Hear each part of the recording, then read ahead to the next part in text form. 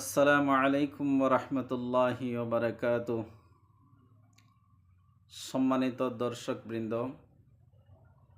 মুসলিম ভাই বোনেরা, জনাবে রাসূলুল্লাহ সাল্লাল্লাহু আলাইহি ওয়াসাল্লাম এক হাদিসের মধ্যে উল্লেখ করেন যে কাল কিয়ামতের দিন আমানত এবং আত্মীয়তার সম্পর্ক, এই দুইটা বস্তুকে একটা রূপ দেওয়া হবে। আর ওই দুইটা বস্তু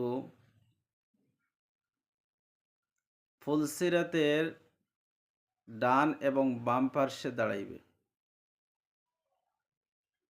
যে সমস্ত মানুষ এই দুনিয়াতে আত্মীয়তার সম্পর্ক এবং আমানত ঠিক রেখেছেন, আত্মীয়তার সম্পর্ক বজায় রেখেছেন, ওই সমস্ত মানুষদের ব্যাপারে ওই দুইটা বস্তু আল্লাহ তাআলার দরবারে সুপারিশ করবে মাফির জন্য। আর দুনিয়াতে যেই সমস্ত মানুষেরা আমানতদারি ঠিক না রাখছেন এবং আত্মীয়তার সম্পর্ক বজায় না রাখছেন, ওই সমস্ত মানুষদের ব্যাপারে লানত দিবে এবং আল্লাহ তাআলার দরবারে তার বিরুদ্ধে দাঁড়াবে এবং শেষ পর্যন্ত এই সমস্ত মানুষেরা জাহান্নামে পতিত হবে। আমানত কয়েক ধরনের হতে পারে। হয়তো কোনো মানুষ আপনার কাছে আমানত রেখেছে, টাকা পয়সা বা অন্য কোনো বস্তু, অথবা আমানত আপনার মা বাবার আমানত আপনার কাছে। মা বাবাকে সুন্দর ব্যবহার করবেন, মা বাবার সাথে মা বাবার খেদমত করবেন, মা বাবার যে সমস্ত পাওনা দাওনা আছে এই সমস্ত পাওনা দাওনা আপনি যথারীতি আদায় করবেন। অথবা ভাই বোনের, অথবা চাচা চাচির, খালা মামা, বা ছেলের আমানত বাপের উপরে, বাপের আমানত ছেলের উপরে, মার আমানত ছেলে মেয়ের উপরে, অথবা ছেলে মেয়ের আমানত মা বাবার উপরে। এই সমস্ত মানুষের অনেক পাওনা দাওনা থাকে।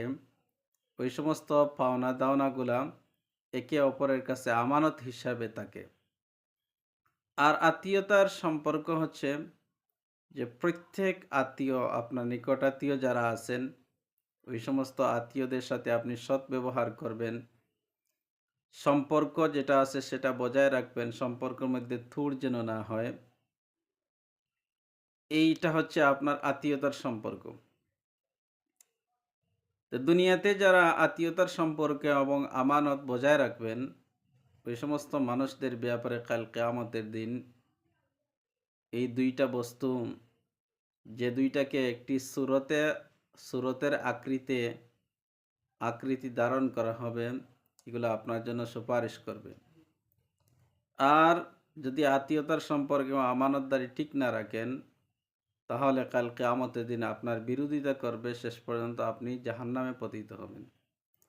আল্লাহ রাসূল সাল্লাল্লাহু আলাইহি ওয়াসাল্লাম বলেন যে কাল কিয়ামতের দিন ফুলসিরাতের ফুল কোনো মানুষ বিজলির গতিতে পার হয়ে যাবে।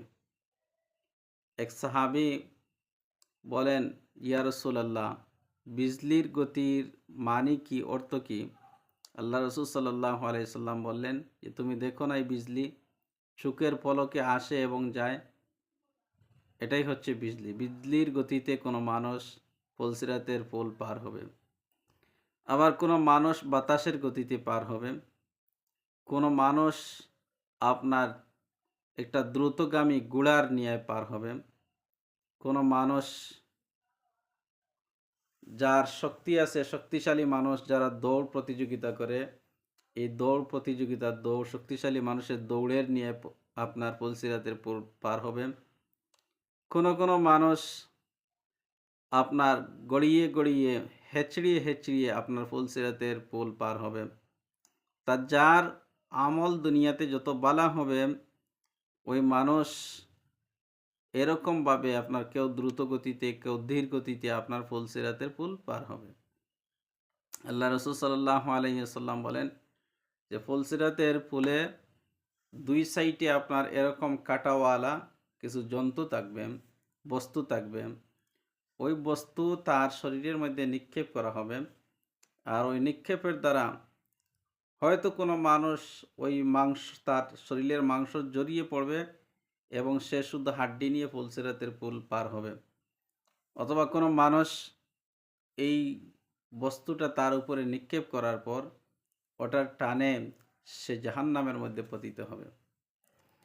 রাসূল সাল্লাল্লাহু আলাইহি ওয়াসাল্লাম বলেন, যারা হেঁচড়িয়েও কি হয়ে গেছে, আপনার পার হয়ে গেছে, মাংস ছাড়া যারা ফুলসিরাতের পুল পার হয়ে গেছে, তারাও কামিয়াব।